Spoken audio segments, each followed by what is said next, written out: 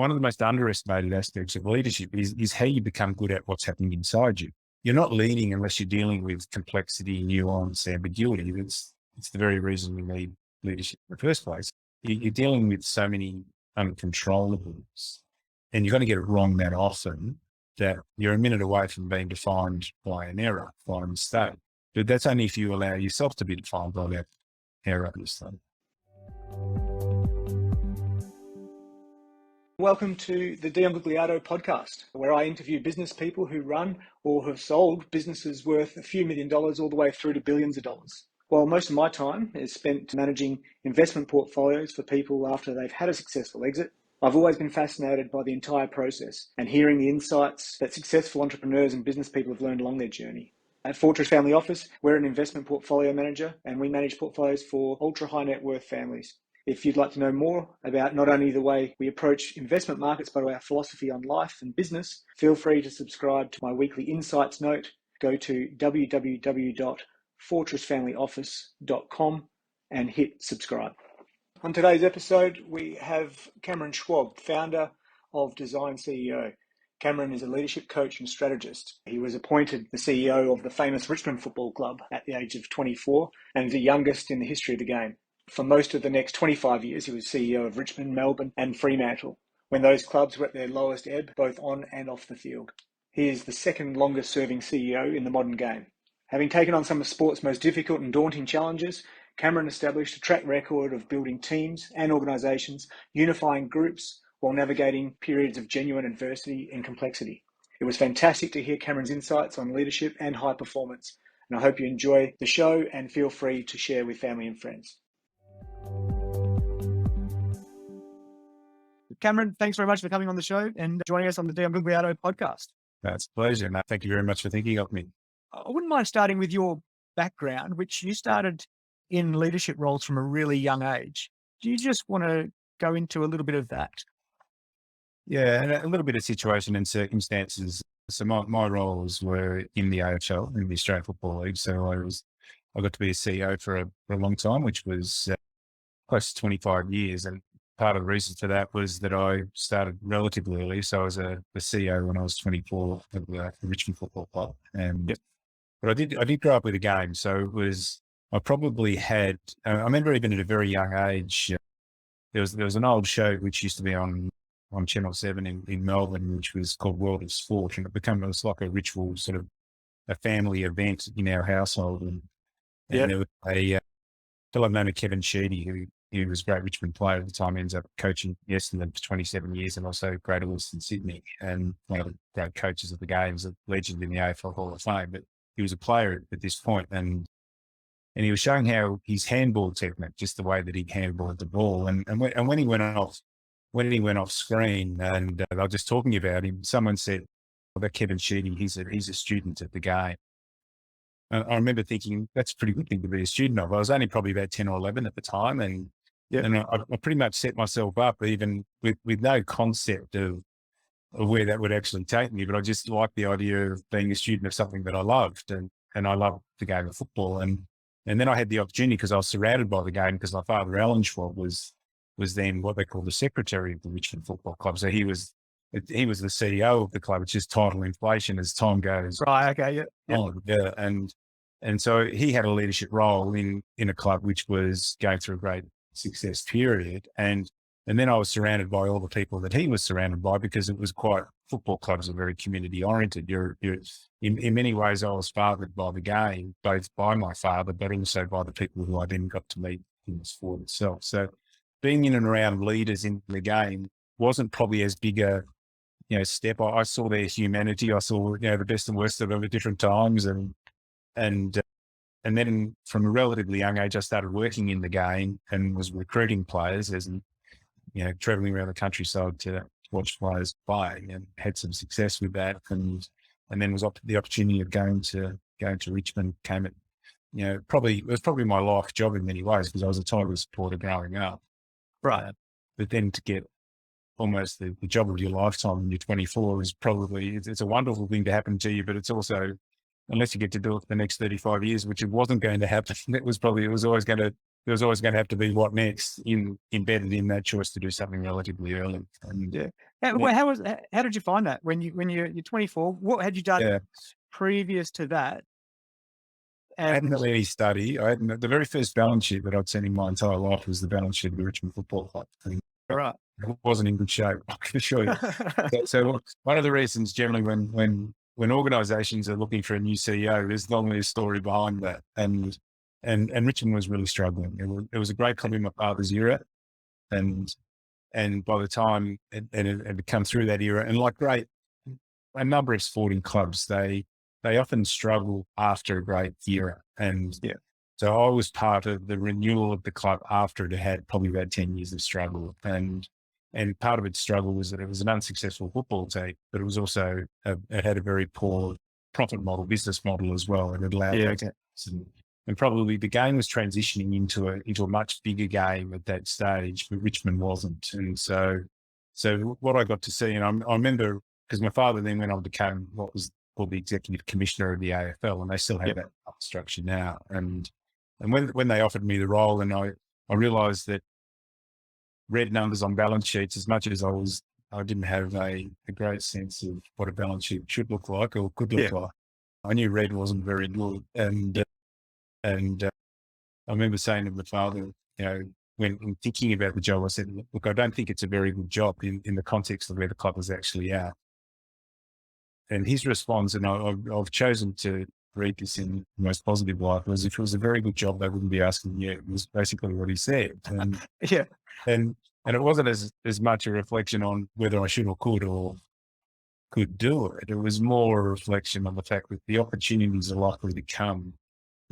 Not very good jobs, and in fact, our role as leaders is at the most fundamental level to work through situations which aren't where they should be or could be in that way. So, and I was going to have to come to terms with that very, very quickly. And even though I was relatively young, I had my 10,000 hours came up a little bit quicker than most people did. But probably as a leader, I had major gaps, and I was also physically looked quite young as well. I was a young looking person, and I always joke with people I didn't reach puberty till in the 20s, and and it was literally the case. I went from playing, in a small man's role when I played football to playing in a bigger man's role, all within about 12 months. And so even that aspect of it, what was coming out of my mouth probably wasn't matched by necessarily how I looked. I was barely shaving when I was just in Melbourne AFL Club. But was that a daunting task, or was that something that you thrived on the challenge, or was it both?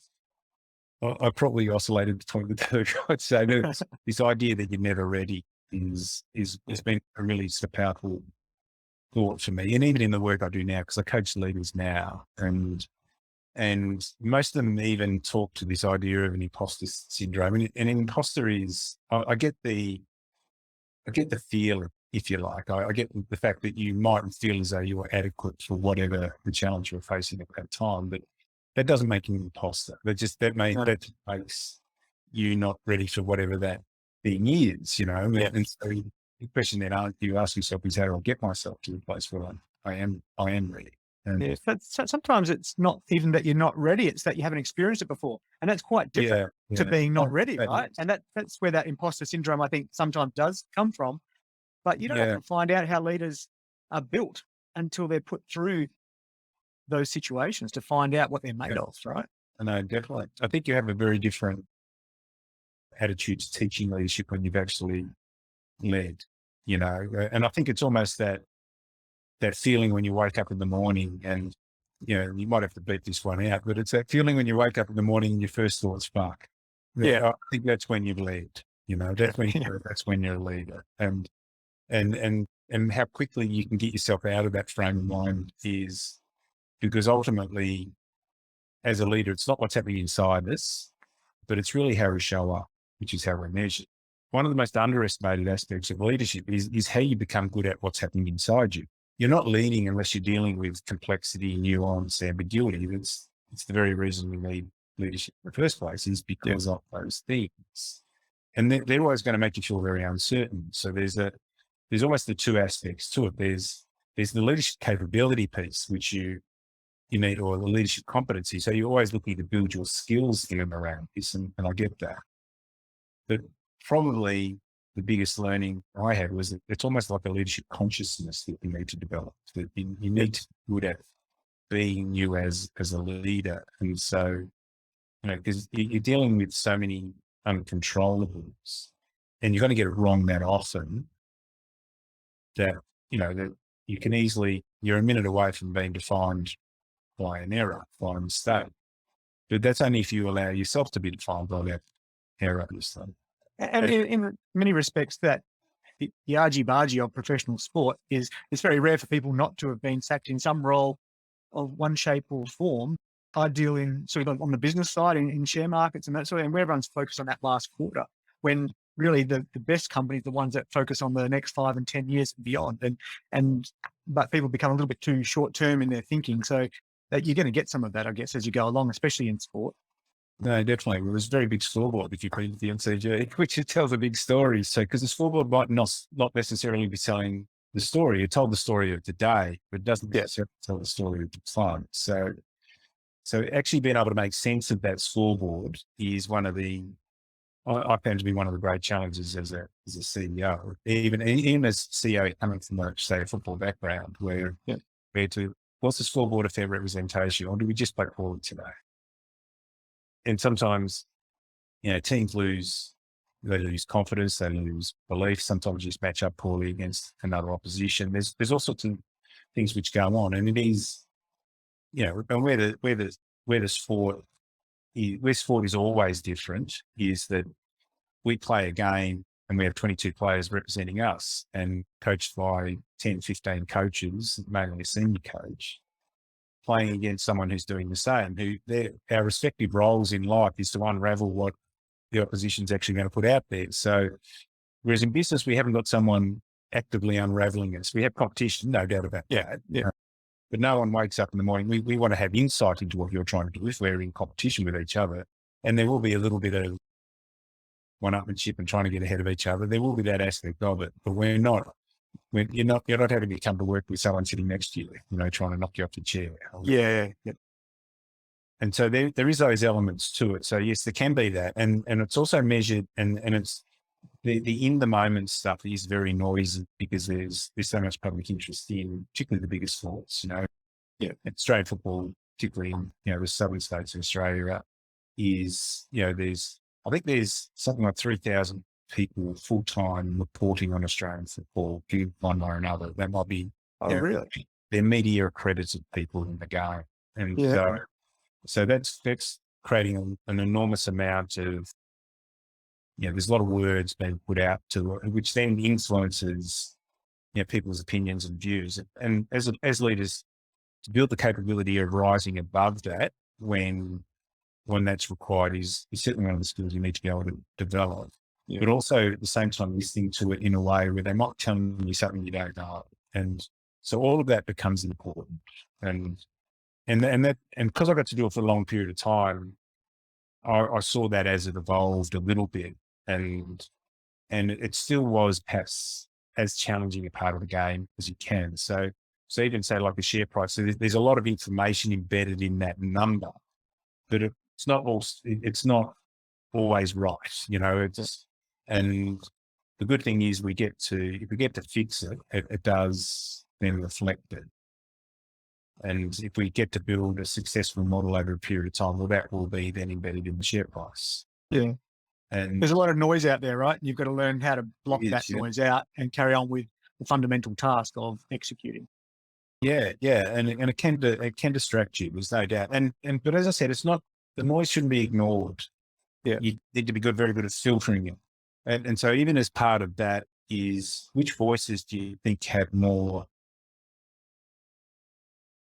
there's more insightful voices in this, but they're also coming, they're supporting something different to what you are. Like in the media sense, for instance, they're not, their agenda is different to what yours is. Your agenda is to try and build a football club. Their agenda is to barrack for the story or support the story. Yeah.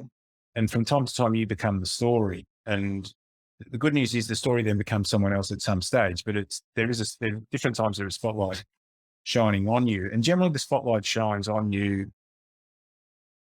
And I'd often say to our own people, when that spotlight shines, they might not necessarily be 100% right, but they're probably not 100% wrong either. Yeah. You know, if we're playing poorly and we've lost 5 games in a row, chances are the spotlight's going to shine on us. And their analysis as to why we're playing poorly it should not be as accurate as ours, because they don't have the same access to information as what we have as it relates to our own people. Yeah. But if you happen to be a supporter of our club, you're not hearing from us as much as you're hearing from them. So that's what our supporters are hearing as well. And they'll influence by it. So they hear a sort of like a trusted media voice analyze our performance. That will influence their views as to how we go. And so these are all parts of the sort of the nuance and when you actually and what that can actually do if you're not careful is it takes you down to a very short-term approach. Like the world itself can have that short-term approach, but as a leader, you've got a balanced future in now. That's part of your deal. And one of the things that we're all seeking to do, I would hope, is to leave a legacy in some shape or form, which by definition is reliant on both your performance now and planting a tree and which, being a good ancestor, if you like. We're measured by, but often the plant a tree, be a good ancestor thing is not measured for another 10 years, maybe. Like an example was at Melbourne, I was at CEO of Melbourne Football Club, and I was finished in 2013.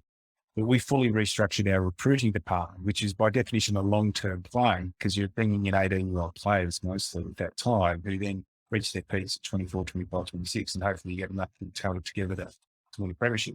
Well, that was in 2011, 12, where they won the premiership in 2021. Yeah. It was their first in 57 years. So there was a part of that was a tree planting exercise. Yeah.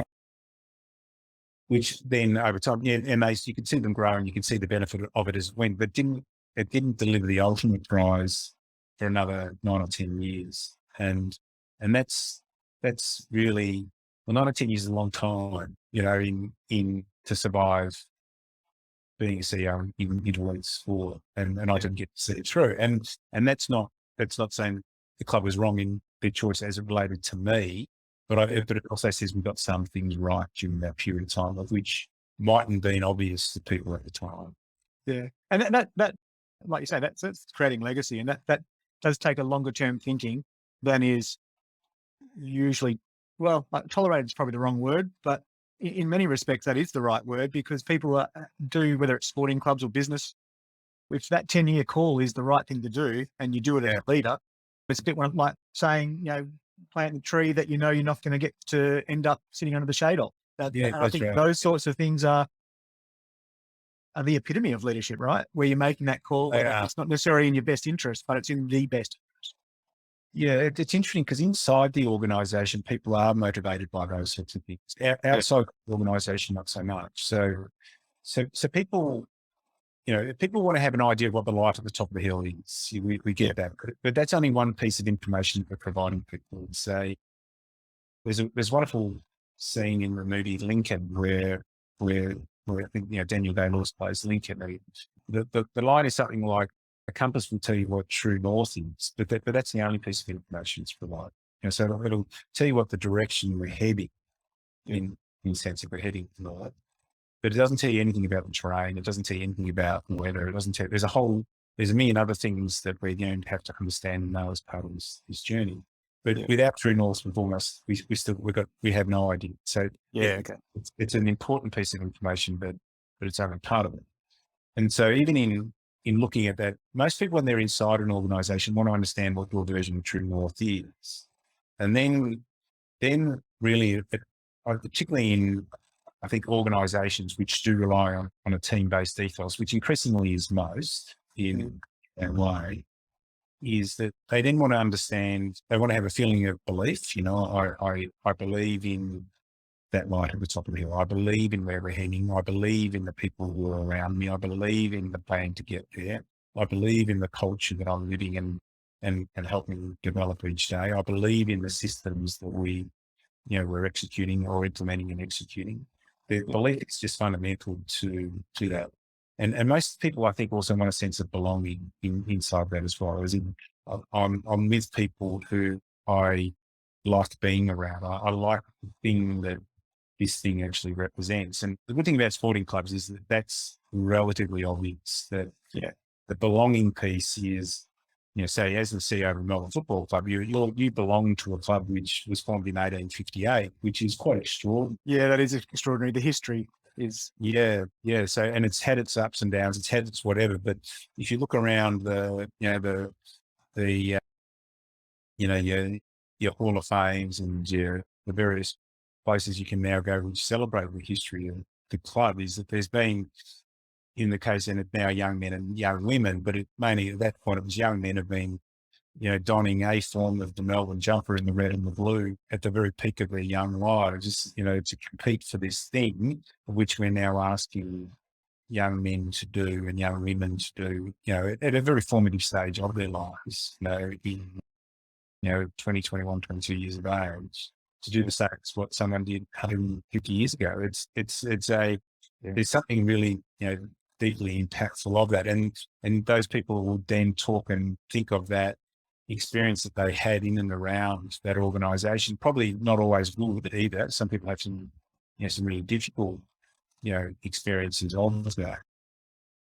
That will sit with them for the rest of their lives. And one show, well, it doesn't matter what they do, if they get to play one game or 100 games or play in a premiership or whatever it might be. So part of your role as a leader in that environment is to honour that in its own way, but not let it become the dogma for the next generation. It's what we talk about is it's part of your so far story. Every organisation's got a so far story. And as leaders, we respect and honour that. But really we're defined by the not yet story, the stuff which is yet to happen. Well, the culture's evolving, right? I mean, you want to lean on it in terms of your history and everything that that you've come from, but you want to add to that in the future, because times change too, right? Values. Definitely. And you want to try to create a culture which is unique to this group of people as well, that they want to have. Because culture is really, and it gets defined by lots of things, but if we're not careful, we define it by some almost spiritual external thing to us. But really, it's just like coming together and of our collective behaviours, how we behave individually, but how our behaviours, if you and I set out a business tomorrow, well, really the culture of that business is our respective behaviours individually, but also when we're together, how we operate when we're together. And there's a really good, it's one of those masterclass series on, which you see advertised a fair bit, but there's one with Metallica, the band Metallica. Okay. Yeah. Right. And I love their music and it's never been together for a long time, but she's been ups and downs and shaky and lots of stories embedded in it, which it would be as a rock and roller if you managed to survive that period of time. Yeah. And they talk about, well, the band has there's four members of the band, but the band is like the fifth member. They think of it as like a personality in itself. Yeah. And I quite like that idea that we have to look out for yourself and you have to look out for each of us, but we also have to look out for the band. It's got almost its own narrative, its own story, its own identity, that type of thing. And so if you and I do that, there's a third party in this, that's the relationship, that's the in that. It's a separate entity, right? That lives and breathes almost in its own right. Yeah. And it's the same thing as if you add a new person to that group or take people away, you're forming different teams, and it's a whole new beginning. That's very insightful because people often underestimate that. And the culture is not something everyone says, I've got a good culture here. I go, what happens if that person leaves? Does it stay? What happens if you bring 3 more people in? And sometimes and probably I often think about bringing, particularly leaders who are like, if you're going to replace the CEO of an organisation, even a football club, if you're not careful, it's almost like an organ transplant or something. They can get rejected, and so recognizing when you're coming into an organisation is that you do. It's you as it relates to this entity, this body, if you like, that you're now entering. Even and one of the things that I know some questions was this idea of a mistake. Well, at different times I made that mistake, but I thought that I could have the same application of knowledge and understanding and insight coming from one organization going into another. Yeah. And realizing that, hang on, I've got to form a whole new group of relationships here. This is, they'll hopefully have some respect for, where I've been, what I've done, what I've achieved, but their only experience really of me is as they are with me in this moment. They can only, people don't experience your intentions, they experience your behavior. So how am I with them in this moment? I actually wrote that down. I read that in one of your blog post articles, and I thought that was really profound. Yeah. And it seems relatively simple, but as a leader, people do not experience your intentions, they experience your behaviors. Yeah. And I think that's probably often overlooked by leaders, because it really sharply reminds you that there's just that interaction is how they're experiencing you. Yeah, and all the good intentions, in that moment. And that's, I think, often forgotten or missed from a leader's perspective. Yeah, because often people experience you very different to how you think they're experiencing you. And I think particularly when you're in a leadership role, because you actually do come with whatever that thing is. And, and at different times, and that's why making sure you're giving yourself access to people's views, people's feedback is important. And then you have a choice as to whether you run with that or roll with that. That's a different scenario. And because it's really hard to get good feedback when you're in a leadership role. There's a line, which is an old one, but no one tells the CEO their baby's ugly. The CEO's jokes are funnier, their stories about it's all that sort of stuff.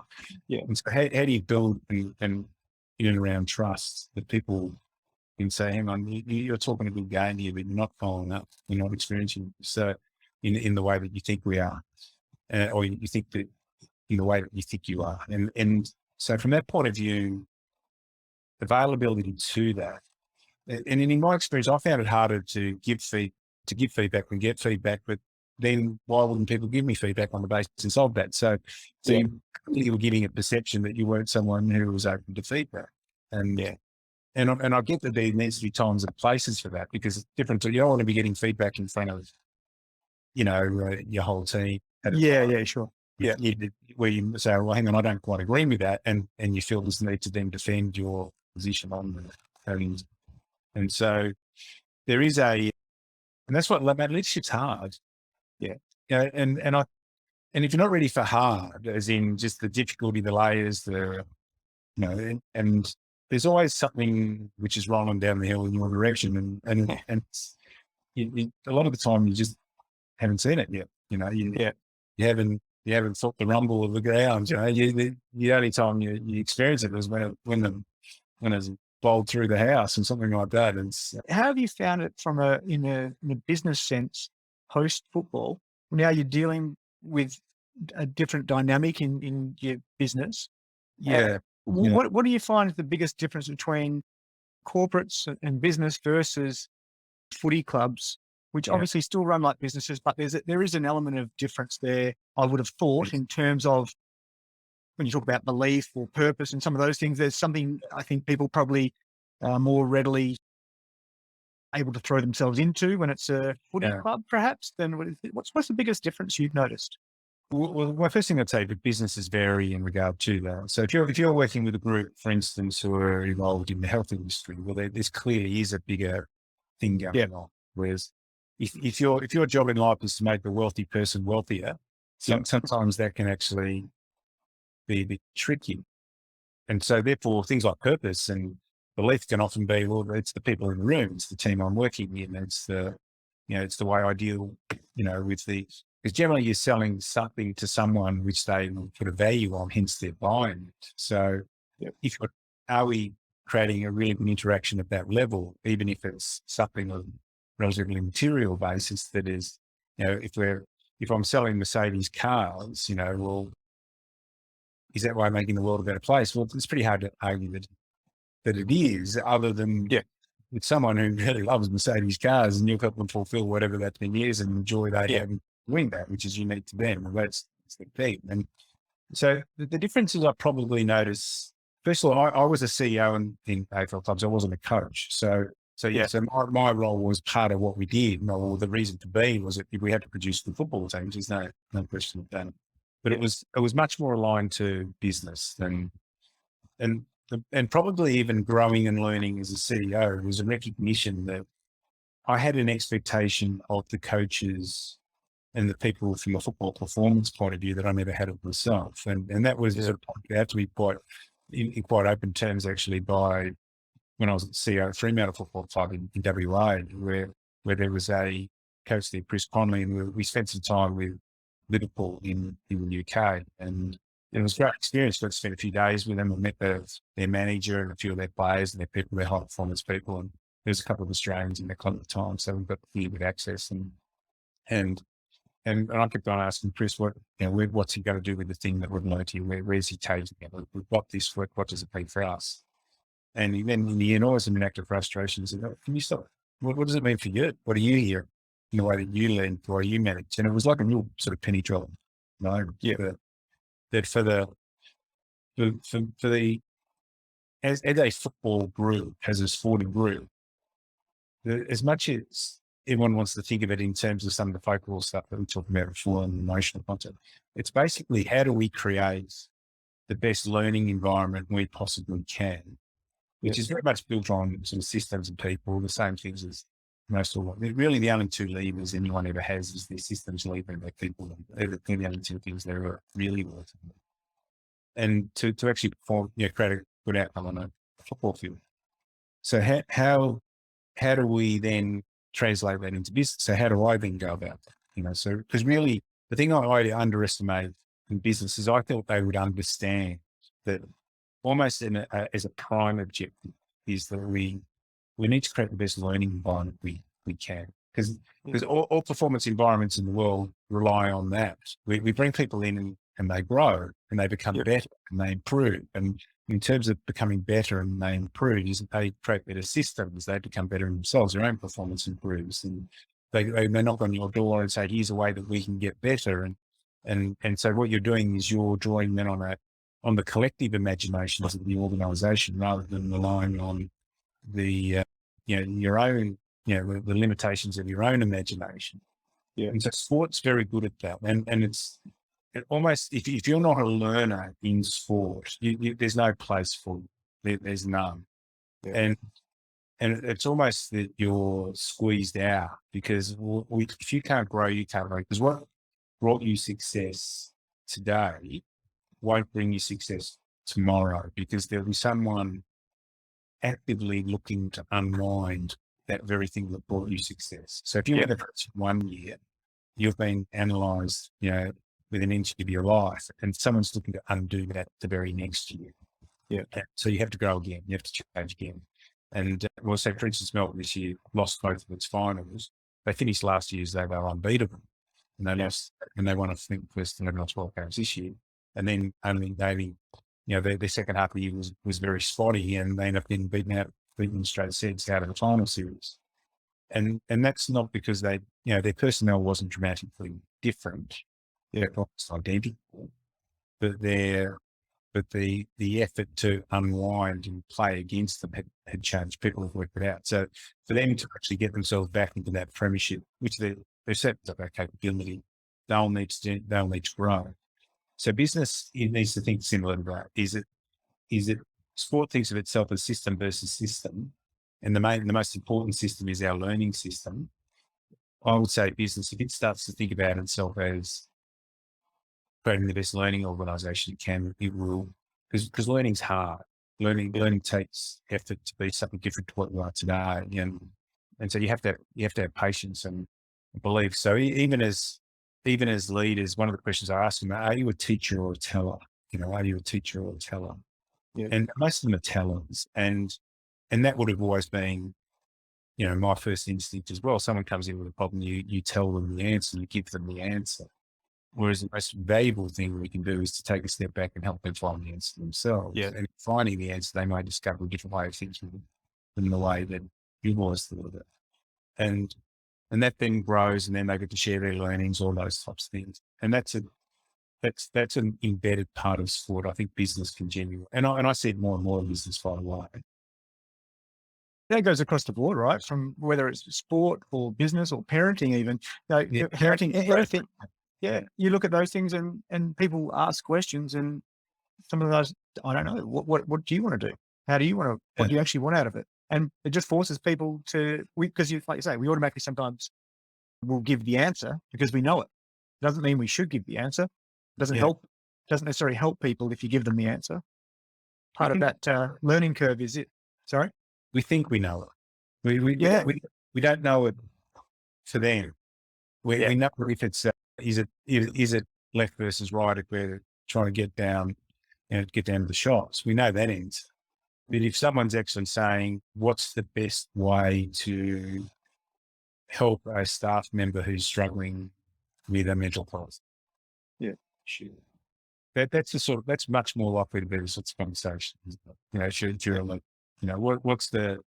What's the answer to someone who's, a really high performer who all of a sudden has dropped away to a poor performer? How do you help someone find their confidence? Well, you will have developed a way, hopefully, there, through your own journey and experimentation and stuffing it up and learning from, which is great.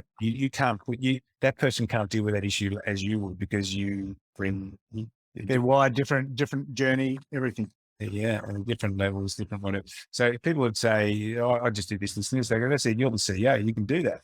I can't come from that place.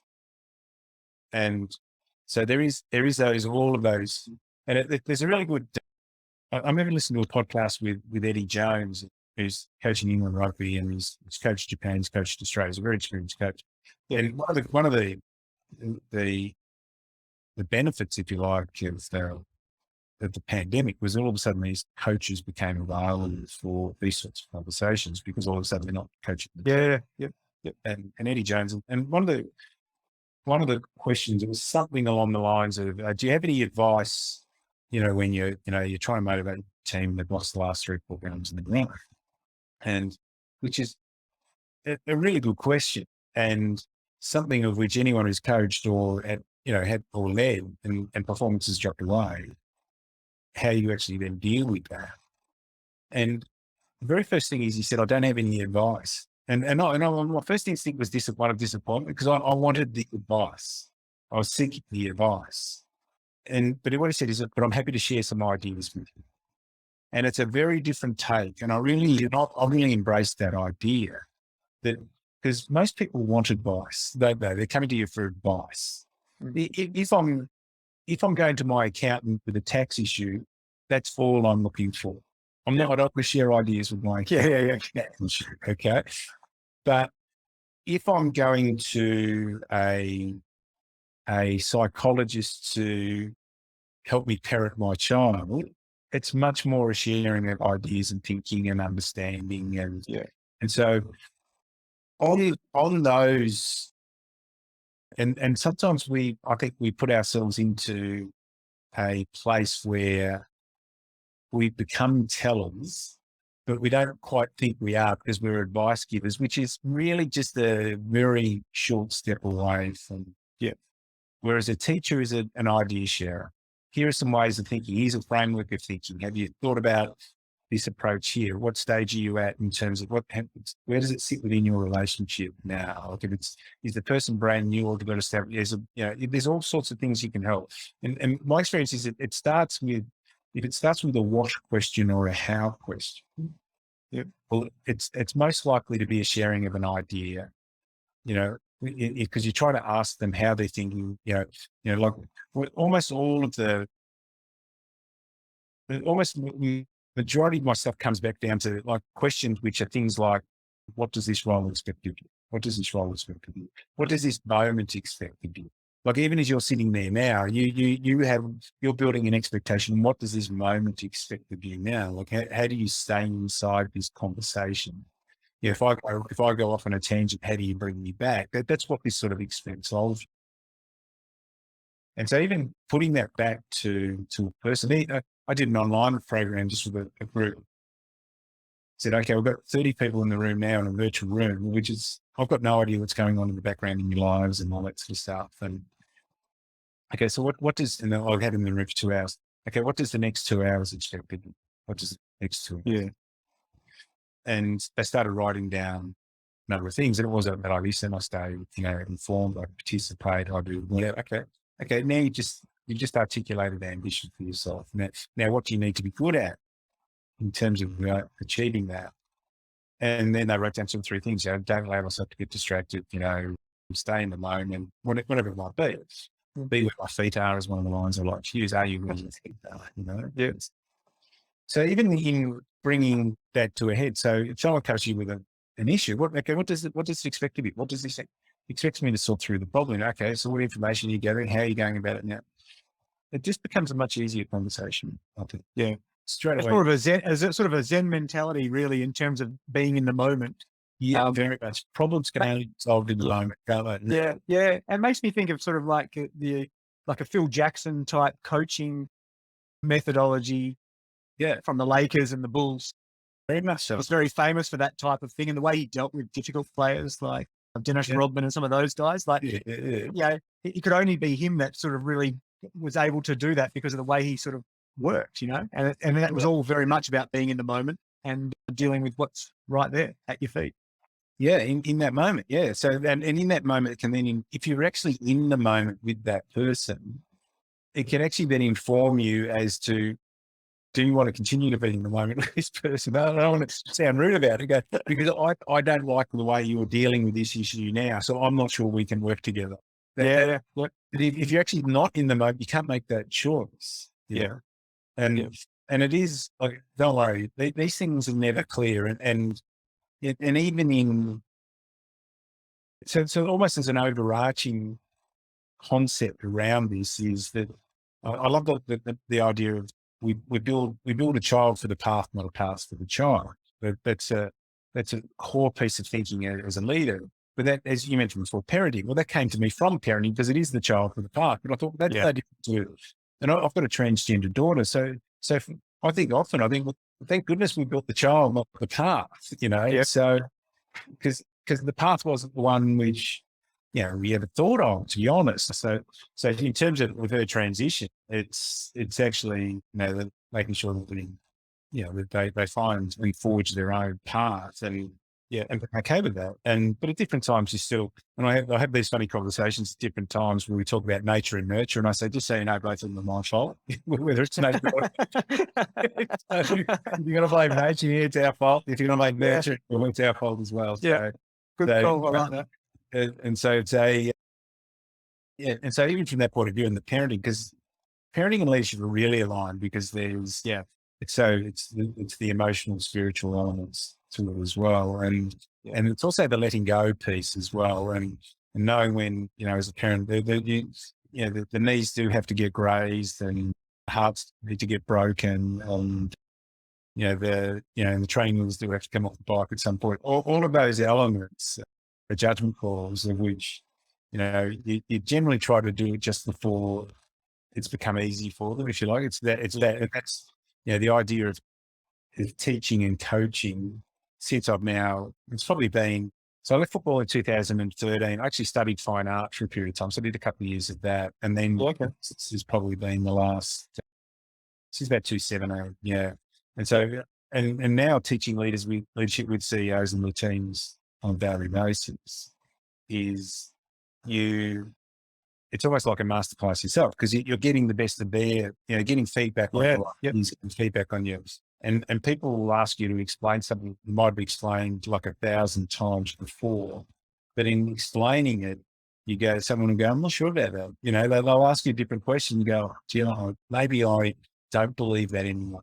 But the other ones was that, this line that, culture eats strategy for breakfast. That's like one of and everyone goes, yeah, that's right. Everyone like loves it. If you say that to any audience in the world, you go, and I go, but don't you strategically choose the culture that you want here? Is it you get to make decisions on what culture you want, by who you employ, who you live in rooms, what values that you actually have. And so you're saying strategically, like for instance, in elite sport, there's a certain, or in particularly in Australian football and the contact sports and what I call the invasion sports, where there's, you see, if you choose not to recruit competitive individuals, and which is a strategic decision, you're not going to build the culture you want to be able to compete, because competitive humans are at the very heart of what this creates great teams. And if you want to recruit competitive humans, you're probably going to get a few other behaviors which come with it. That there's going to be sort of, we recruit the most selfish human beings known to mankind, called the 18-year-old male. And the very first thing we have to educate them is selflessness, Yeah, right. Yeah. So that's part of the deal here. So even that idea of culture and strategy for breakfast, so strategically we choose what people we want to have, who will then form the culture.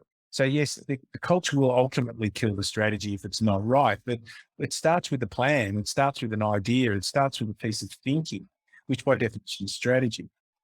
So it's a little bit chicken and egg. I get that, but you can't just dismiss one. It's like people say culture and strategy for breakfast as though we've got no say over culture. Well, we have a big say over culture. Yeah. And it's culture, if nothing else, like strategy, is a product of the various decisions that we actually make. Or choose not to make. But challenging that thinking is really important, right? And like you say, you're talking to different leaders. Yeah. You're getting a lot of different. Yeah, I rolled that out for about 20 years before I thought, I don't think that's right. But it's one of those things where you're having those conversations, and if you're open-minded, you're happy to be challenged on things and actually think about it. Well, okay. I mean, one of the best things I've ever done, which I've only done the last year or two, is I write a weekly note to clients and friends of the business type of thing on just my thoughts on, might be markets, it might be business, it can be just life and leadership. Yeah. But when I do that every week, the discipline of writing it makes you challenge yourself, and it makes you think about things you're writing and have always said, because you go to write something and you think, everyone's going to look at that and ask this, or they're going to ask that. And you start thinking about it differently. There's been a few times where I've gone, actually, I don't think I do believe that. I don't think that's right. Or I've changed. And it could be for anything. It could be a life lesson. It could be markets. It could be challenging yourself that way is invaluable. Well, okay. First of all, you've come up with a system of challenging your thinking. That's the critical thing. Yeah. By making the choice to write, you basically, so there's one of the things I talk a lot about with the leadership training is the idea of doing the reps. You got to do reps. And so there's sort of like two types of, it's like even meditation. And so the practice of meditation, there are reps involved in it. Like the first rep is, are you meditating? Are you sitting aside for 10, 15, 20 minutes, whatever your thing is. Yeah. And then inside the meditation, are you then, because your mind goes, then do you bring your mind back? That's another form of the rep. So the first rep, if you want to get stronger, is if the gym's your thing, you go to the gym, like you get up. Yeah. Go in first. Yeah. Yes. Rep number 2 is then is the reps you do inside it. So I'm going to do, 10 bench press, whatever it might be. Yep. So even from a writing point of view, you're doing the reps. The first thing is you're writing, you're making the choice to write. Yeah. And so if you're overthinking, if you're underthinking in life, read. If you're overthinking, write. And most of us are. So you're bringing yourself back to a really nice place where you're making sense of your thinking, because that's what writing actually does. Yeah. And so when doing that, there's another rep, the choice to do it. But then inside doing the actual writing itself, you're going, hang on, do I really believe this? Do I really think that? And then all of a sudden these connections are sort of made. You go, hang on, it's like that. And you draw them together. And even when, as leaders, and people would say, oh, can I think about it? I go, yeah, of course you can think about it. Okay, just before you start thinking, tell me how you're going to go about it. What's your process of thinking about this? What's your system of thinking about this? Because most people don't have a system of thinking about difficult issues. Even putting a line down the middle of the page and going, yes, no, is at least the start. Yeah, nothing wrong with that. Sometimes it's a basic model as a starting point. Yeah, you do. And then you start going, hang on, no, I don't really think that. Yeah. And it's a really important thing you've just touched on. And so if I was going to give one recommendation to people is write. Right. Okay. Yeah. Because because there's no lack of knowledge and information you want to access. And what actually in the process of writing, so hang on, that's what I want to learn more about. Yeah. So then go and find that little piece out. Whereas because we've got a million thoughts going through our heads at any one time, their thinking might be in the shower, driving the car, on the tram, whatever it might be. No, that's not, there's no insight in that. And even from a meditation point of view, if I get something which is a really interesting piece of thinking, I then weigh up, is the meditation more important than that piece of thinking? So, so if it's just this distracted thinking, I've got this meeting after this thing, but if it's an idea on something, I haven't thought about that before, I'll stop the meditation and write it down. And then you might return to it or you make another time. Because the piece of thinking and the clarity on the thinking is in that moment more important than, the 20 minutes of presence or whatever you're trying to create. Yeah, I appreciate that. I think that's good. I like the way you've sort of defined that routine as one rep. It's the first rep is to do that. And then the second is the reps within that. Yeah. And I've found that to be quite a useful, without realizing it or articulating it that way.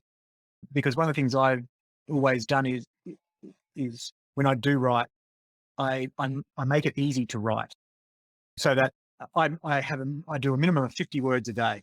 So on the day that I don't feel like doing it, I still have to do 50 words, and they might be the worst 50 words, but I've done it, tick it off. And that's really part of the same as a gym. If there's days I don't feel like going to the gym, I do an easy session. Yeah. I'm not out there like these personal trainers are trying to get there and you push. Well, actually there's some days where I just turn up and do it, but I've kept going. And that's actually made a bigger difference to me because I'm continuing to do the rest. And once you get there, you actually often do a little bit more and do a little bit better as well. But sometimes that, it's inertia. Yeah. And that's actually sort of, once you're actually in it, you then create something a bit different. And this time, because I mainly ride, I'll be on the bike, I'm just going to do an easy session today, but you actually get to the bottom hill, I'm going to push it up a bit.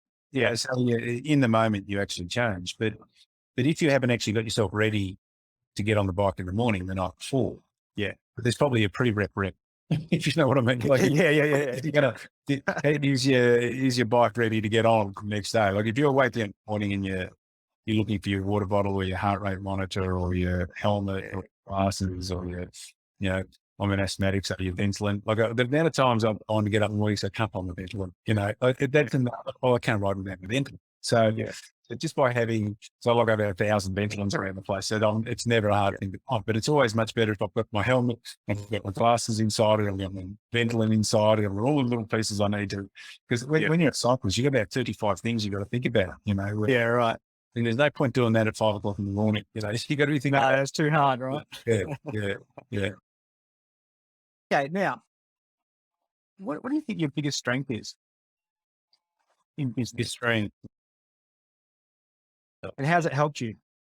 I think the learning piece is probably, in the story I told before about being a student of the game, I think the idea that I haven't had to make a huge effort to want to learn more about the stuff that I'm interested in. I think I've had a natural energy. And it might be that my parents were very young. So my mum was 16 when she had my sister. And so even growing up my parents were always younger. So they're almost peers in some ways. And I think mum was particularly someone who would readily challenge my thinking, but also really encouraged us to read and learn and it was, the classic, because I'd come over and, they're doing this and I'm not allowed to do that. They, she'd go, tell me who they is. Let's just work through the they list that you're actually talking about.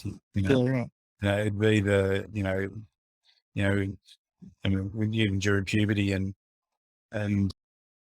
you get into trouble because you're doing stuff with your mates and you might have been blowing the bugle. You might be the person actually leading the trouble as well. But, you go home and say, how come you did this? Oh, they're all doing it. I go, okay, if they asked you to jump over a cliff, would you have done that as well? And I'm thinking, so kidding puberty, probably yes. But yes, you would always question your thinking around choices that you're making. But not necessarily in the way saying you can't do it. There was certainly an element of that. But she was a relatively strict mother by comparison with others, but mainly as it related to that.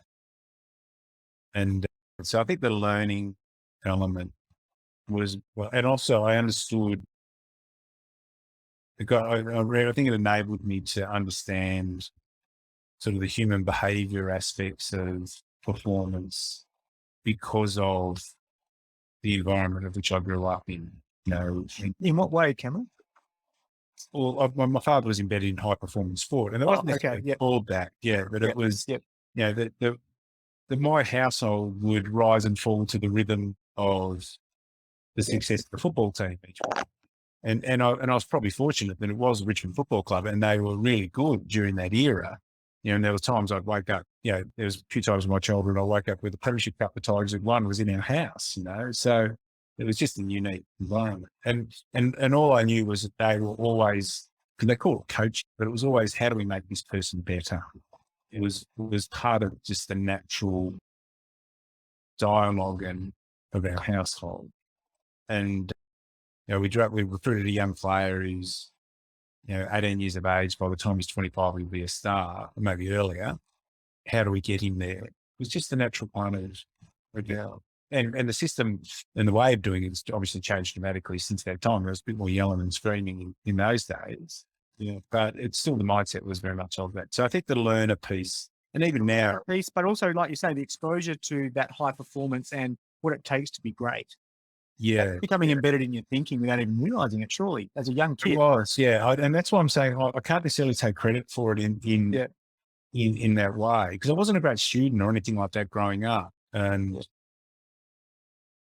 I was mainly through just being a bit lazy and distracted by other things I wanted to do. And I was quite an immature kid as well, and as I mentioned before. And so I don't think it was that. But when I worked out, there was something I was really focused on and wanted to go deep in. And so I love these conversations because there's layers inside it that open up. Oh, there's so much, yeah.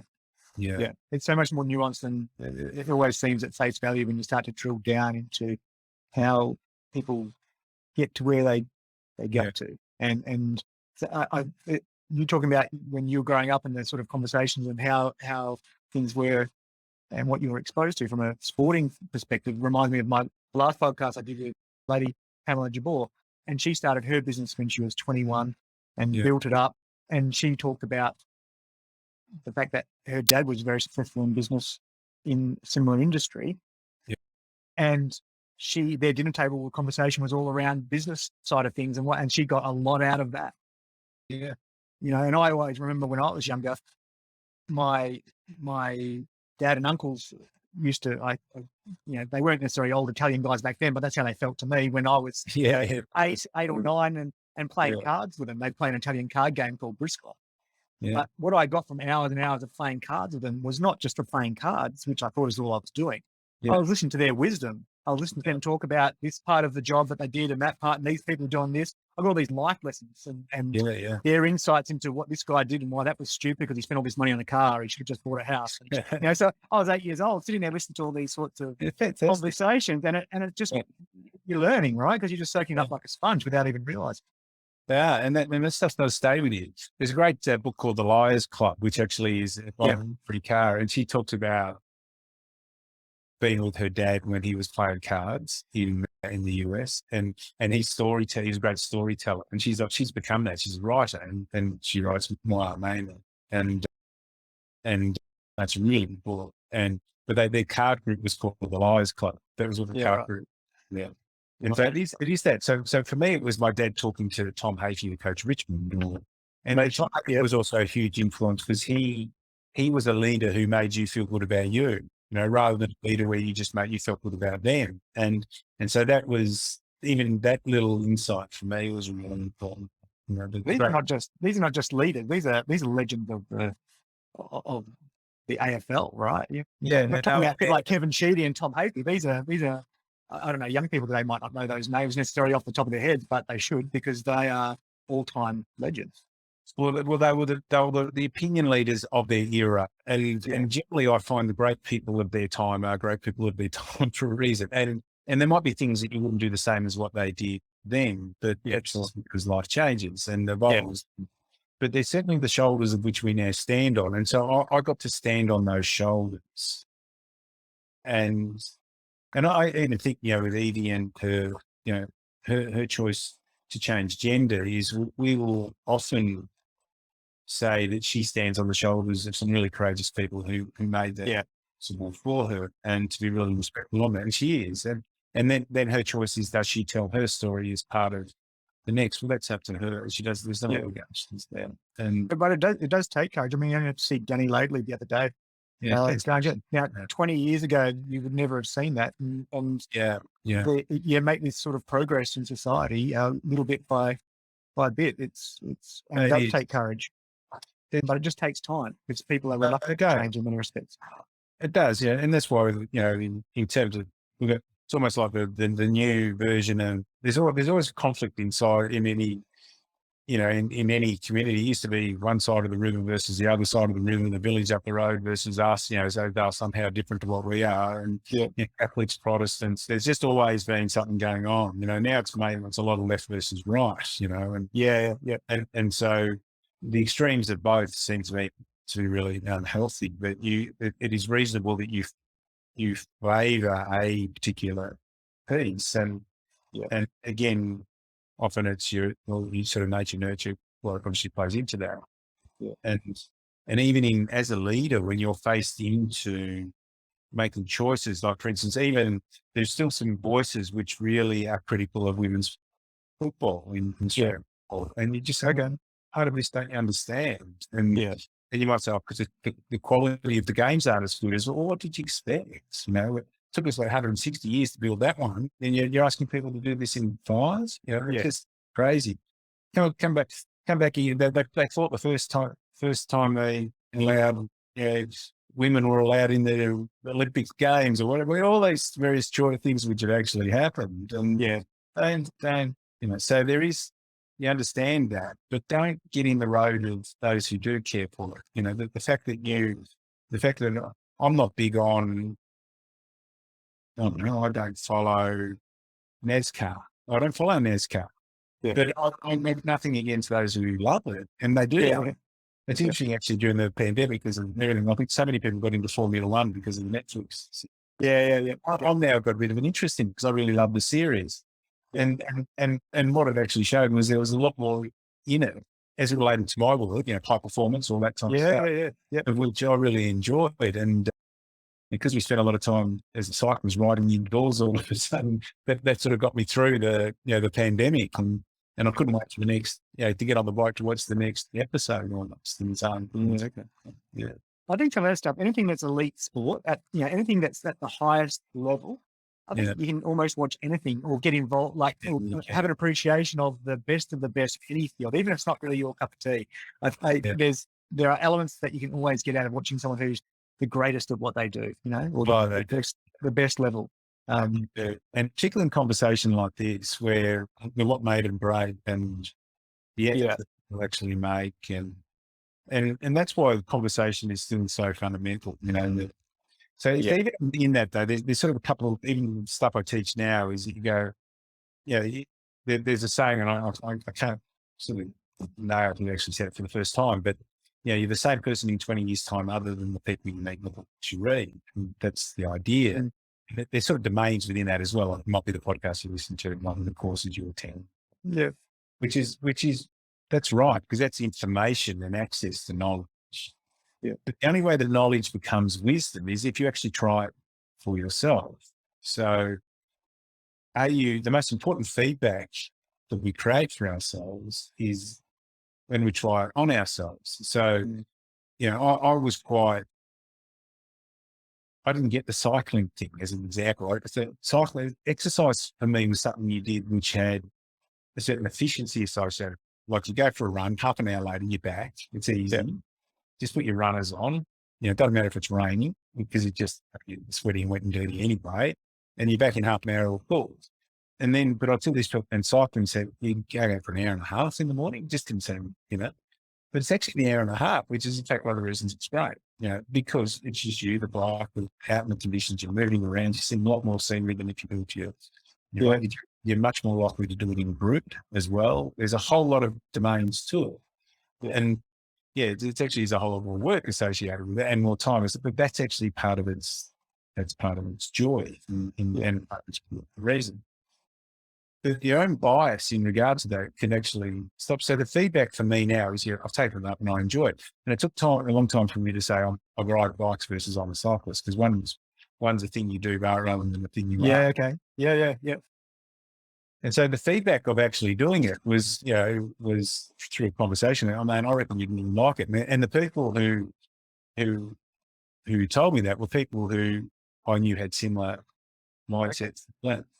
So the feedback that we get on the activity that we're now pursuing is the fundamental too. Like I mentioned before, if you're going to do anything like write, well, just start by starting to have a little journaling mindset. Hey, you with your 50 words. Yes. These are ways, because that then gives you the feedback. Yeah, there's a bit in this, but it doesn't make your next 50 words easy. You still got to, it's like the next ride it's easier than the first ride, but you're actually going to try a bit harder. So it's always going to be difficult. Yeah. It's funny. It's like what they say, if the person who doesn't read is no better off than the person who can't read. Yeah. I say it to my daughter who didn't like to read too much. And I'd say, well, you can read, that's a gift. Yeah. And that quote, I forget who said it, but it was something along the lines of, someone who doesn't read is no better off than the person who can't. And when you look at it like that, you realize that how much you're robbing yourself of if you don't read and do those sorts of things and learn, which is learning. Yeah. You can almost argue the can't read person's better off. Yeah, probably. They're probably going to find alternatives to that, because it's what it's been denied of them. So the part of the Stoic philosophy is, the obstacle is the way, what stands in the way becomes the way. So your obstacle is you can't read. Yeah. So, but you're still a learner. So the don't read person, they might be saying something a bit more, not necessarily, because there's lots of reasons people don't read. It may be they don't want to learn. Yeah, it maybe says more about the person by default. Or there's assumptions you could possibly make. Probably shouldn't, but probably could. Versus, like you say, person who can't, well, they haven't been given opportunity, and they may well rise above that. The absence of that opportunity. Find a way. It's true. Cameron, what would you say your biggest weakness has been in business and leadership, and how have you overcome it? I think it's probably that sort of mindset of the old and the new way. And I'd like to think it was pretty temporary when it happened. It's always better to ask other people in that sense. The amazing thing, I think, in terms of weakness, we're normally fairly aware of them, so we do something with it. Unfortunately, we can allow ourselves to be we can create our own identity around them. I still work with leaders now, and they seem really personal, really whatever. And I say, how can you do any work which relates to working with people and leaders do by definition, but other people who might be just leaders in a really constrained sense. And they said, when I was coming into business, I was told I wasn't a people's person. I was on that. So they've created an identity for themselves based on the opinion of someone 25 years earlier. And so most of the time, in terms of our weakness, we either work out that that's not going to hold us back, or we're going to get better at that thing. There is that. It's probably more the blind spots, which is the issue, and where you're not aware of it, that it's as we come through the ranks, where the light that sort of shines on us is brighter, but the shadows we cast is darker. And so the thing that you might be very good at, it might be creating a blind spot at some point as well. Yeah. And I reckon at different times it's been more that rather than a weakness. So I don't think it's necessarily, some people say you're not very good at something. I go, yeah, that's okay. I'm not. Is it a real issue for you? Well, the answer is that it depends on what I'm doing and is the other side of it. But it's more when there's like there's a smell of smoke, but you haven't worked out whether there's a fire. It's more that, you've got to go and check whether there's a fire. And I reckon there's been times when I look at it and go, I wish I checked there was a fire. Right. So you're not working it out in the end somehow. Oh yeah, because you asked easier. So you get a little bit singed along the way. So it's probably more that. So I don't necessarily think as much in strengths and weaknesses. Probably think a little bit more in terms of sort of knowing and unknowing. Yeah. And because what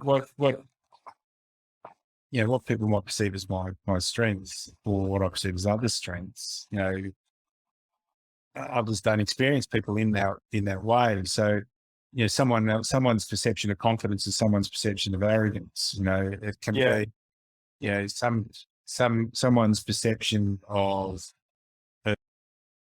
introversion as a negative might be they're insightful and thoughtful.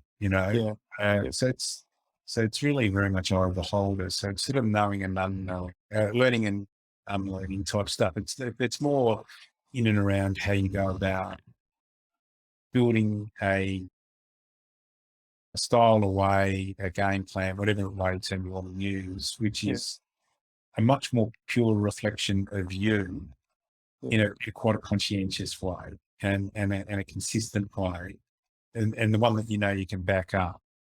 And probably over in the early days, particularly, I think I tried to play someone else's game a bit, and it was it was like I was wearing someone else's suit and it wasn't quite tailored for me. It didn't feel right. It was a bit tight when I sat down.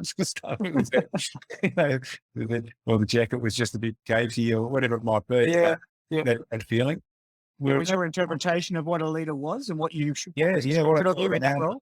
Often what I admired in other people. I think it was also what I thought the expectation of leadership was. And I wrote a piece on this recently about power over people rather than power to or power with. Initially I thought leadership was a bit more power over people. And and you can't have a conversation about leadership without having a conversation about power. I don't think it. And because it's embedded in it. And so then it's the choice as to what you actually want to do with it. I've always admired from that perspective, and many people don't like him in some respects, but he's like a Greg Popovich. Because he's one of those guys where, and I read that article that you're referring to about where you mentioned that often people get praised for being that hard-ass leader, but they're kind of one-trick ponies. He was one that I think many people misinterpret him as being one of those hard-ass type guys, but he's actually a very empathic leader. You pick that up just from little things he says in press conferences and little things he says in interviews and little team events and stuff like that. But at the surface, he does look like one of those old school, hard as nails type leaders, but he's just not. And I learned a lot from listening to him and his views on life and how open-minded he is. And he's one of those people that's really sort of, I think, molds both of those worlds together quite well. He's, again, one of the benefits. If you can hear Steve Kerr, you can hear Greg Popovich, these guys who do have that. I think he's been coaching the team since 96 or like some unbelievable period of time. I think it was. Well, they won the title in 99 and it was before that. So to actually coach the team that long, like, it's quite extraordinary. And I think he's well into his 60s, might have been in his 70s. No, into his 70s now, I think. I think he's in his 70s now. So he's also very courageous. That's the thing I love about him. Like he'll call people out, like what's going on around, like when the gun stuff in the US. He was really on the front foot with all those things. This is not what we stand for. It's not who we are. And particularly with his experience with, African-American athletes, all those types of things where he gets to live their experience. He gets to understand their backstories in ways that others don't. And he's then generous and gracious enough to share it with us. And that's what real leadership looks like. You've got to be very aware leader to be that, because you're going to, but the courage associated with it, because you're going to piss these people off. That's okay. But, it might affect you if you have 3 losing seasons in a row or something like that. People go, he was too distracted by it. Talking. It is putting yourself into a much bigger place of judgment than they've perhaps overestimated at the time. So I'm like you. I've got a really strong view. It was interesting even when, remember they brought the team out to Australia and they got beaten by the Boomers, the national team out. And no one ever expects them to lose, do they, really? No. And his response after the game was, we're better for having lost. We're better for having lost because of the knowledge we've now gained, Whereas, and it was sort of almost that idea of, because it was unexpected loss, there was no sort of shame associated with it. So I think a guy like that is experienced enough to understand that sometimes a loss like that can be very valuable. In terms of just keeping everybody in check, keeping people focused on especially that level of sport. You see the very different cultures and attitudes between the American athletes and the European and international athletes in the NBA. Yes, you do. It's changed the dimension of it, hasn't it? And I think in my observations, the Europeans and the Australians and the non-American, non-US all tend to have a different level of work ethic. Might be the wrong word, but very much focus on team and fundamentals and appreciation of the game. Yeah. Whereas these days the US athletes tend to be more athletes and and focus on the highlights and the just that seems to be a theme that I've noticed anyway. But yeah, I think there's always that possibility, and the really strong team ethos changes that. That's one of the things which came out of the Michael Jordan, the last thing was just that idea of what team inside an organization, which is big on personality and if you can get that energy right, well, you've got something really powerful. But that again, that's one of the great tests of coaching, because you actually are introducing people into your team environment who have been stars, in their thing. And pushing a star to a role player, which you have to be when you're, even as a CEO. So if I was the CEO tomorrow, really, I think it is, there's only three things I'd talk to. I go, how do I play my role right? Does that make sense? How do I play my role right here, in the best way? Because I'm just a role player, no one's CEO. The second one is, so our role, so we can experience whatever we're trying to experience together. If it's a successful team, a successful business, whatever it is. The second part is, can we make the environment just a great place to be? Can we people feel a sense of belief, belonging, connection to what we are?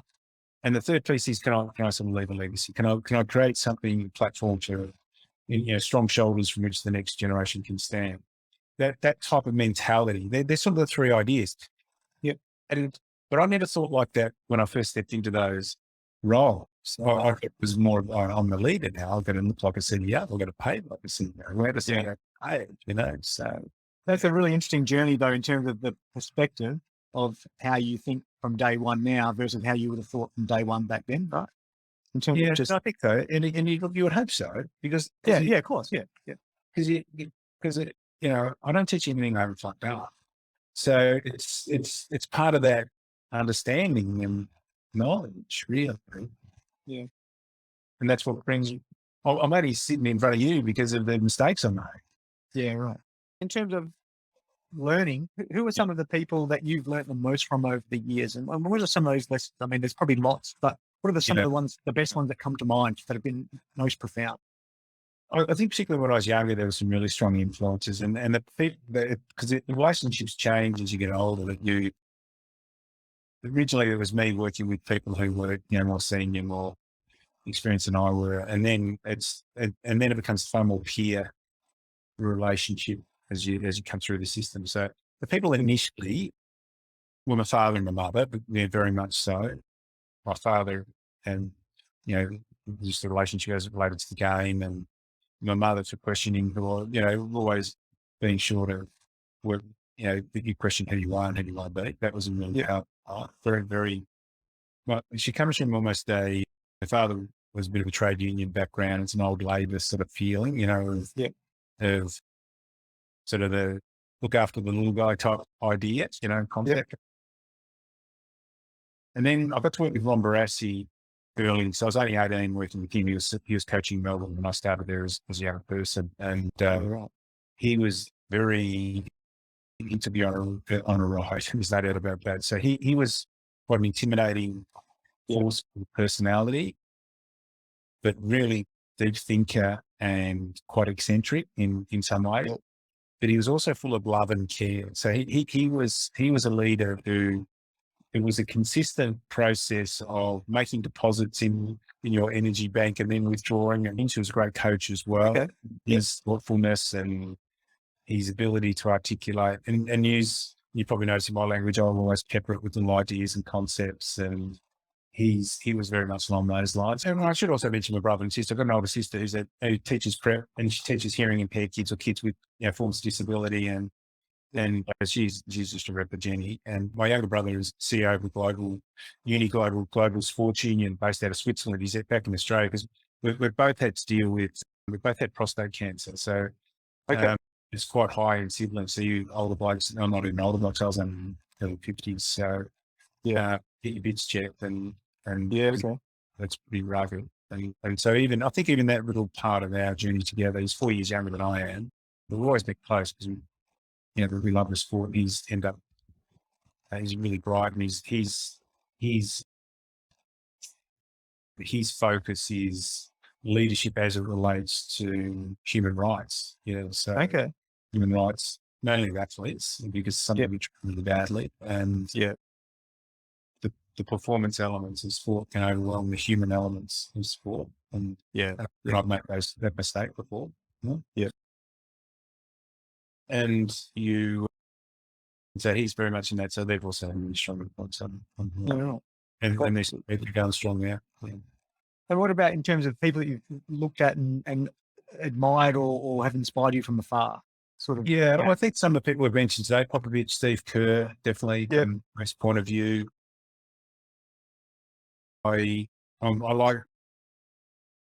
reader and a podcast listener. So they're the guys who I can look at and listen to anytime.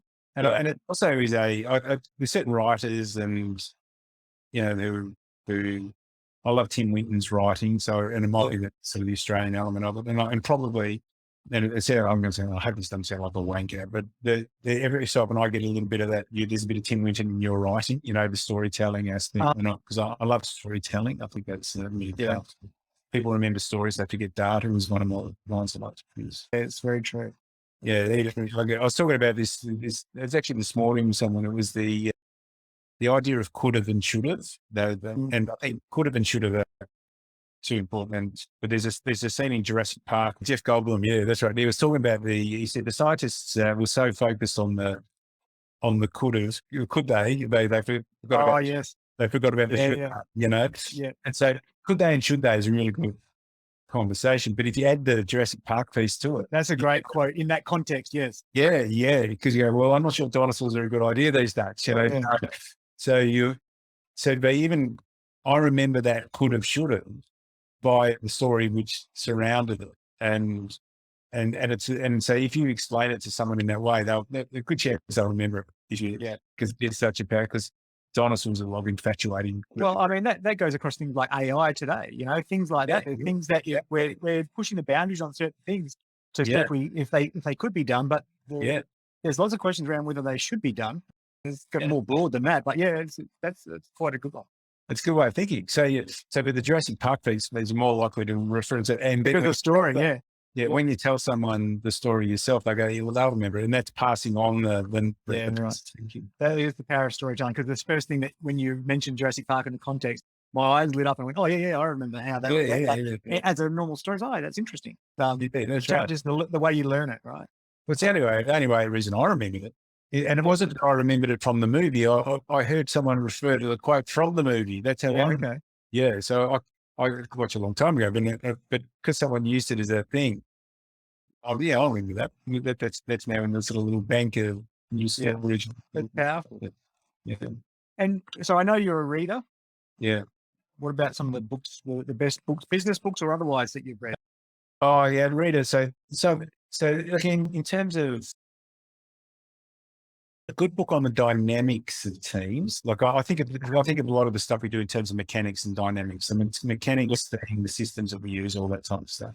Now, dynamics more about how people work together and relate together. A good book on the dynamics is a book called Belonging by Owen Eastwood. It's really interesting. Yeah, it's got a very good. He's worked with a lot of sporting teams. He's a lawyer out of New Zealand by background, so he references a little bit of the All Blacks stuff. He hasn't worked directly with the All Blacks, but he's worked a lot with English football. So he's worked with their guys in recent times. Also did stuff with South African cricket. So there's a lot of good insights in that Belonging. And in terms of just a systems-oriented book, I think James Clear, Atomic Habits is really good. Atomic Habits? Yeah. A lot of people, I think it's actually been a number one bestseller, so it's not a secret, but it's just a simple line in it. We don't rise to the level of our ambition, we fall to the level of our systems, or something to that effect. Yeah. So true. Yeah. So and I heard him speak a couple of years ago, and it's very practical and because if we don't get that system stuff right in our lives, doesn't matter what our intentions are and our hopes are and all that. You got to be able to back it up, and we get confidence through being organised, and and then probably different times I've had these wonderful thinkers that I've had access to, but their thinking is so disorganised that they don't bring the value inside an organisation that they potentially can. So they can't follow up, they can't back it up. Yeah, and so it's not just the your how you think. Like even when people talk about why they do something, or the why and the who, like why and who sort of goes to identity and purpose. Who being identity, purpose being why, and they're really interesting conversations. But the question I always got to then ask is, are you prepared to do what it takes to become that who and that why? Yeah. Like someone said to you, okay, I want to run a marathon. Yeah, do you like the idea of running a marathon? Yeah, I really like the idea of running. I like the fact that I can call myself someone who, I'm a marathon. I ran one marathon. It was in 1993, but I've sort of half gone down on it forever. But I don't. But it's one where you go, I like the idea of all of those things. Then you have to ask yourself, are you prepared to do what it takes to run a marathon? Which is, I'm going to have to run, I don't know, 80 Ks a week, whatever your thing is, in terms of your training program. And then you got to think about your how, So the how is coming up with an efficient way of working it for you and learning more about it and all that type of things. Where I think there's a real difference between the why who conversation to the how what, the what how conversation. And so I get quite practical about the what and the how, but I understand that the who and the why is really critical in all of this as well.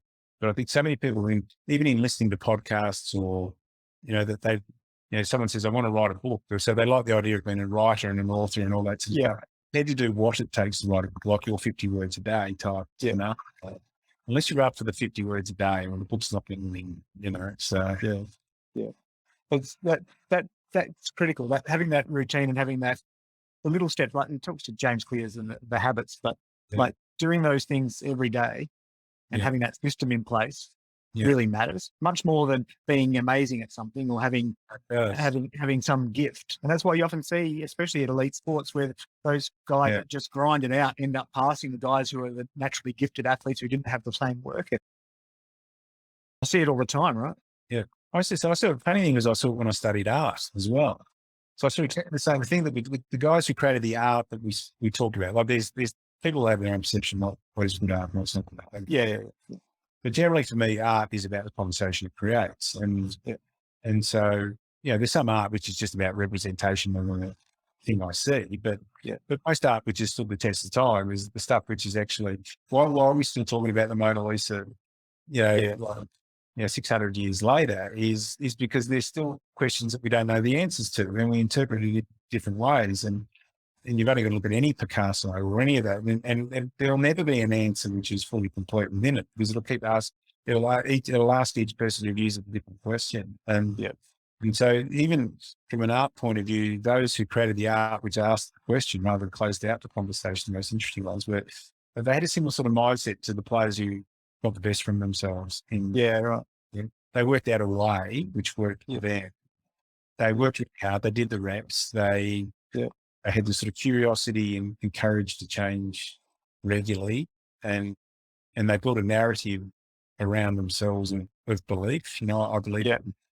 And that's why some progress in that sense is better than no progress, because progress really sits at the heart of motivation. And where like a James Clear things, if you do it, the little things, you start to believe that you can do it. You start to feel yourself get stronger. You start to feel your writing improve. You start to realize, when you're speaking, that there's more clarity around your thought.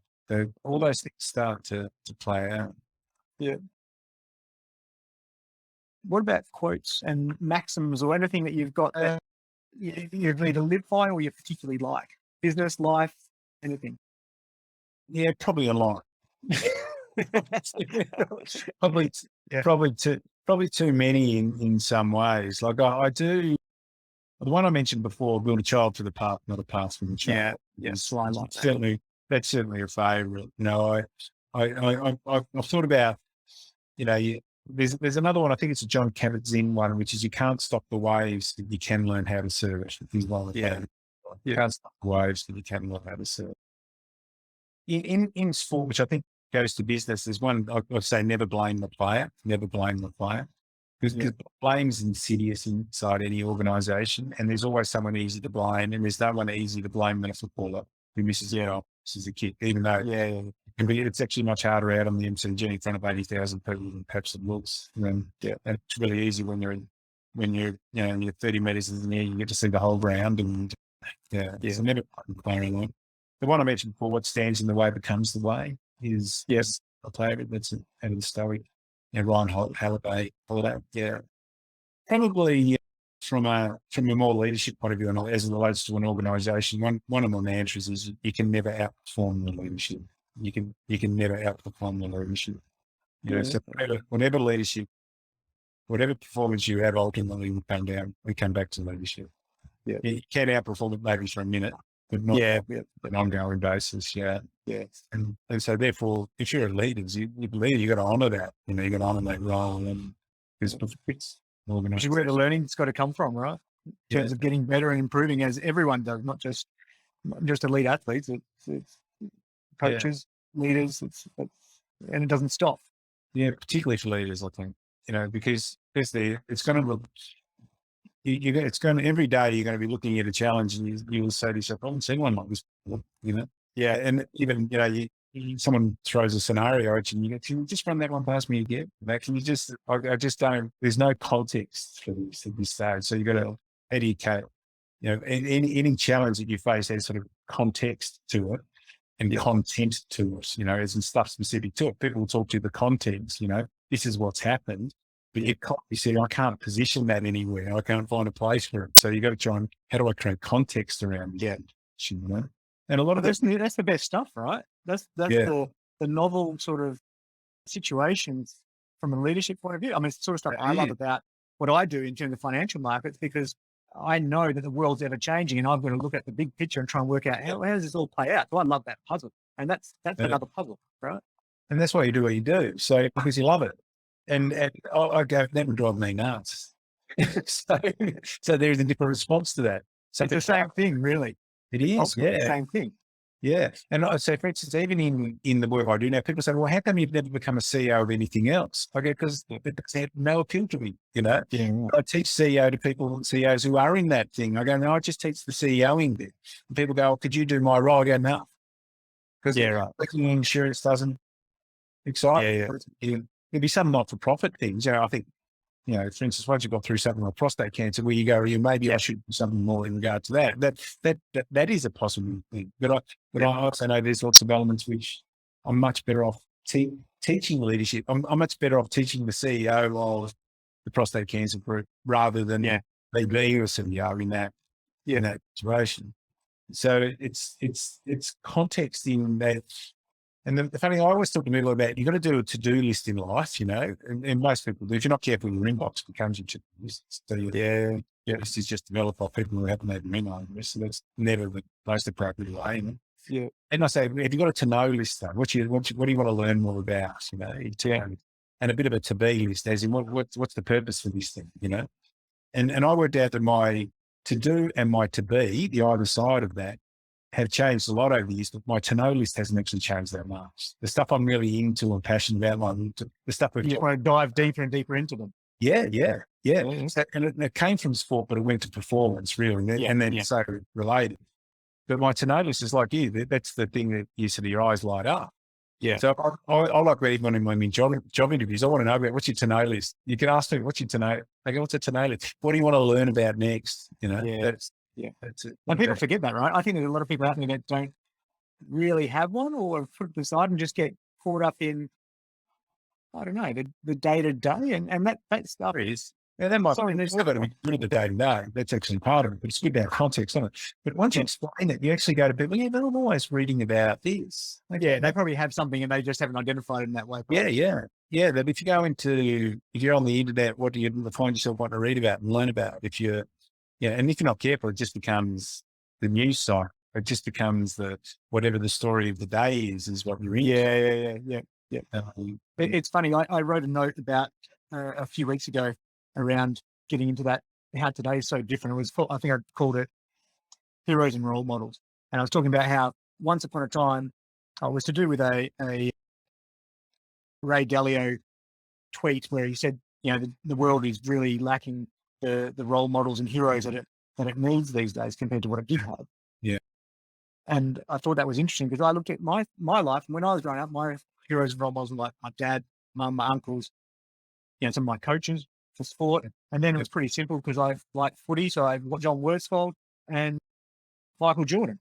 Yeah. So that was pretty much it. Whereas I look at kids today, and there's so many different choices across so many different mediums and platforms that, well, the types of, I guess, not vetting, but the types of people who are influencing kids today is so diverse. And they might not necessarily be the best sort of people to have. Whereas I feel like in my day, it was much simpler. You had a few different people that because it was more inaccessible.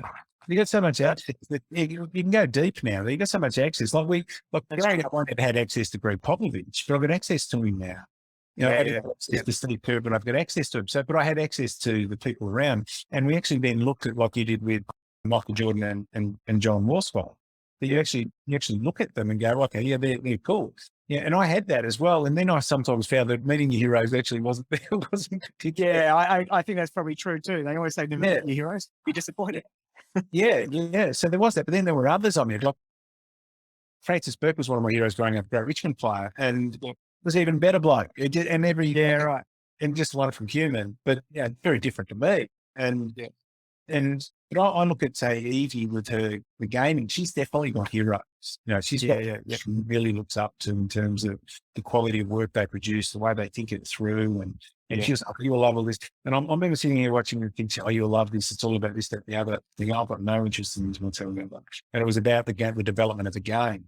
Right. But it was infatuating. I can't remember the name of the show now, but it was, and we went through about, because of all the conflict, and you had artistic, creative types wanting to do their thing, but then you had the business model which had to support it, and then you had the director who was directing the whole show who was a bit mad. It was really classical leadership, conflicted, difficult to try and do something which is really, really hard, and then you had to ship your thing to the world. Like it was one of those games, those big games. They're 7 and 8 years in the making. Yeah. And then all of a sudden you take it to the world and no one buys it. Yeah, and all these people are online saying this is the worst game I've ever played in my entire life. That's caper, Yeah, I guess so. That's the new world, right? Yeah, definitely. Yeah. Very interesting. And what's next for your business in terms of what you do, in terms of keep on doing what you're doing? Yeah, no, pretty much. Yeah. So the core piece is it's working with CEOs and their teams, a little bit of stuff board and a little bit of the teams within the teams, but it's really trying to get to build to get to the heart of leadership as being fundamental to the performance of the organisation. That would really So if you get good at leadership, the chances are you'll get good at the other stuff, And leadership's hard, and there's no easy answer. So the two things I talked about before, the sort of the dynamics and the mechanics are probably where it is. So there's a system associated with it, as in things to do regularly and bringing an operational sort of cadence to it. Yep. But then it's also the dynamics, how we deal with difficult and challenging ideas and concepts and relationships, and how do we, so it's almost built on this idea of character plus capability equals connection. So connection is really fundamental to any organisation and its success, but it's hard to connect with people who you don't trust their character or capability. So we then talk through how do we build on all of those three things: character, capability, and connection. Yeah. Oh, well, Cameron, I think on that note, we'll leave it there. I really appreciate your insights and your thoughts and for sharing it all. It was fantastic. Really, really enjoyed the conversation. Yeah, no worries. No, thanks very much for the opportunity of having a chat. I've enjoyed it as well. Thanks for listening to this episode. I hope you enjoyed the show. If you did, we would really appreciate it if you would leave a 5-star review and share with family and friends. Thanks.